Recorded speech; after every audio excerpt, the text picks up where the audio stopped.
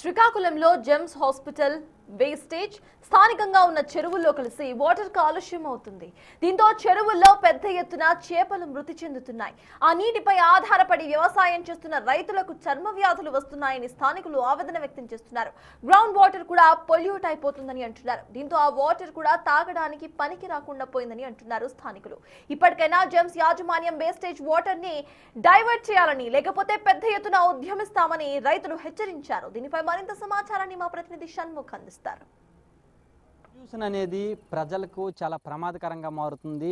Water pollution కావచ్చు, గాలి pollution కావచ్చు, అన్ని రకాలుగా తినే వస్తువులు అన్నీ పొల్యూట్ అవుతున్నటువంటి పరిస్థితి మనం ప్రస్తుతం చూస్తున్నాం.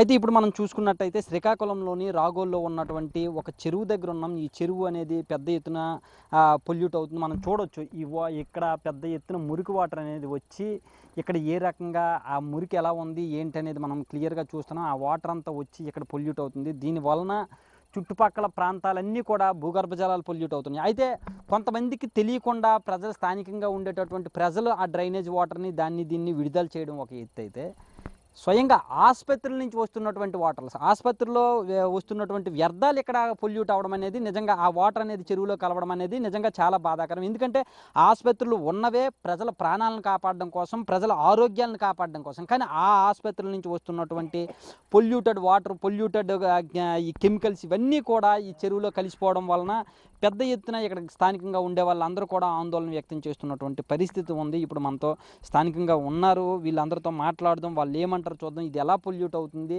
దీని గురించి ఏమైనా కంప్లైంట్స్ ఇచ్చారా, మరి జెమ్స్ వాళ్ళతో మాట్లాడారు ఏంటి అనేది వాళ్ళతో మాట్లాడదాం. పెద్దని చెప్పండి, అసలు ఇక్కడ మనం చూస్తున్నాం పెద్ద ఎత్తున ఈ వేస్టేజ్ అంతా వచ్చింది. అది కూడా జెమ్స్ ఆసుపత్రి నుంచి వచ్చినటువంటి వేస్టేజ్ అంతా ఇక్కడ చెరువులో కలుస్తుంది. దీనివలన ఎలాంటి ఇబ్బందులు మీరు ఫేస్ చేస్తున్నారు? మేము 3 సంవత్సరాలు బట్టి అంతకుముందు అదే వాటర్ గూడెం వాటర్కి వెళ్ళిపోయేది. జెమ్స్ వాటర్ వాళ్ళు గూడెం వాళ్ళు అనమాట నుంచి గేట్లు మూసేసి సెక్యూరిటీ గార్డులకు కూడా తిన్న రోజులు ఉన్నాయి. అప్పుడు ఏమో మా పంచాయతీ నాయకులు అనమాట నుంచి అవైలబిలిటీ ఇచ్చినారేమో, నేను వాళ్ళ మీద కూడా తప్పు పట్టం. కానీ ఈ వాటర్ ఈ చెరువులోకి ఎందుకు మళ్ళీ ఇస్తారని చెప్పేసి అనమాట నుంచి మేము అడుగుతున్నాం. నేను వన్ ఆఫ్ ది రైతుగా ఈ చెరువు సాగుదారు ఈ వెనక రాయిపాడు, రాగోలు అలాగా ఇంచుమించు ఒక 120 ఎకరాల వరకు అనమాట నుంచి ఈ చెరువు సాగుదల ఉంది. ఈ చుట్టుపక్కల ఉన్నటువంటి అలా చూపించండి, ఒకసారి టీవీ చూపించు.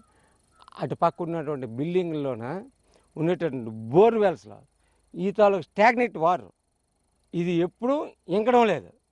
ఎందుకు ఈ వాటర్ అలా వస్తే ఈ రోజుకి చెరువు పని చేయడానికి లేదు.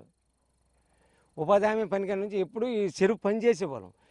దీనివల్ల ఏమైనా అనారోగ్య పరిస్థితులు ఏమైనా, స్కిన్ ఎలర్జీస్ వచ్చేస్తాయి, చేపలు చచ్చిపోతాయి. ఇప్పుడు చేపలు చచ్చిపోయిన పక్కన పెట్టు, మేము అనమాట పొలంలోకి వెళ్ళి నీరు కట్టుకోవాలని అంటే మాకు స్కిన్ ఎలర్జీస్ వస్తున్నాయి.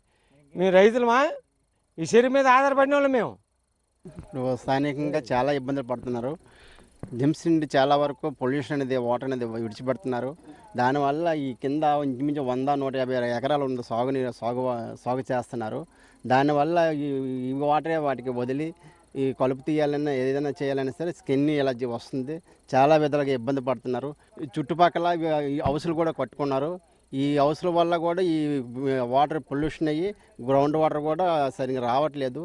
అది కూడా చాలా ఇబ్బంది పడుతున్నారు బిల్డింగ్ వాళ్ళు కూడాను. దీని గురించి తగిన చర్యలు తీసుకుంటారని కోరుకుంటున్నాము.